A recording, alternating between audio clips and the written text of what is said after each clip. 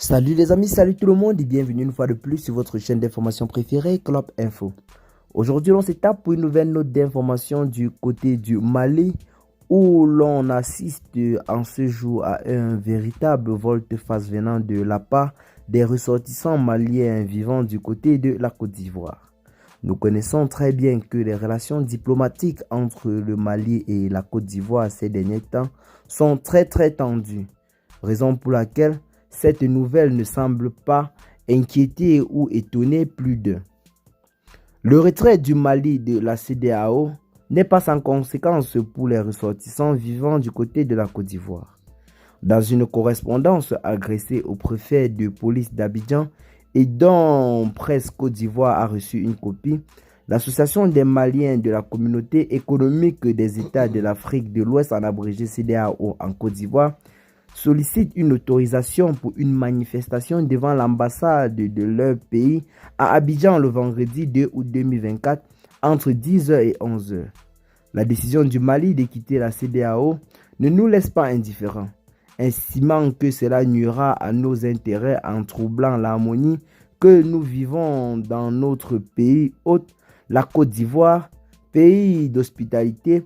Nous voudrions prouver aux autorités maliennes, à l'opinion nationale et internationale, notre inquiétude et notre désapprobation relative à cette décision.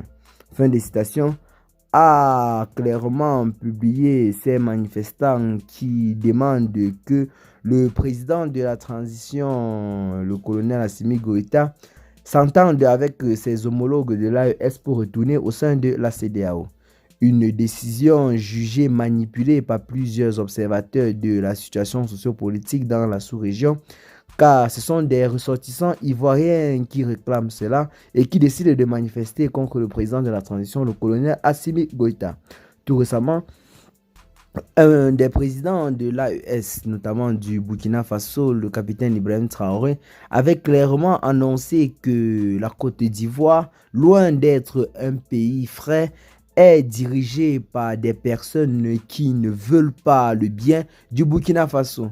Il a affirmé que ceux-ci regorgent des bases qui abritent des terroristes qui attaquent généralement le Sahel.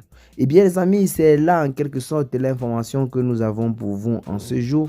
C'est bel et bien ce qui se passe dans la sous-région en ce moment. Partagez donc massivement la vidéo avec vos amis si vous l'avez notamment trouvée intéressante. Abonnez-vous par la même occasion à la chaîne si ce n'est pas encore fait. Et à très bientôt la team pour de nouvelles notes d'informations. Ciao.